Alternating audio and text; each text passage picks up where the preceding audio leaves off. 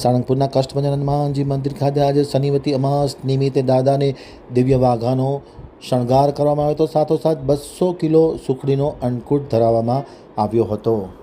હવે જોઈએ સાળંગપુર આમતક ન્યૂઝ બ્યુરોમાંથી ચિંતન વાગડિયાનો એક વિસ્તૃત અહેવાલ. આજે શનિવતી અમાસના નિમિત્તે કષ્ટભંજન હનુમાનજી દાદાને દિવ્ય વાઘાનો શણગાર સાથે 200 કિલો સુખડીના અન્નકૂટ ધરાવવામાં આવ્યો હતો. સ્વામિનારાયણ મંદિર વડતાલ ધામ સંચાલિત સુપ્રસિદ્ધ યાત્રાધામ સાળંગપુર શ્રી કષ્ટભંજન હનુમાનજી મંદિર ખાતે શાસ્ત્રી સ્વામી હરિપ્રકાશ દાસજી અથાણાવાળાની પ્રેરણાથી તેમજ કોઠારી વિવેક સાગર દાસજી સ્વામીના માર્ગદર્શન તળે આજે શનિવારના અમાસના પવિત્ર દિવસ નિમિત્તે કષ્ટભંજન દાદાને દિવ્ય વાઘાનો શણગાર કરવામાં આવ્યો હતો. ત્યારબાદ 200 કિલો સુખડીનો અન્નકૂટ ધરાવવામાં આવ્યો હતો.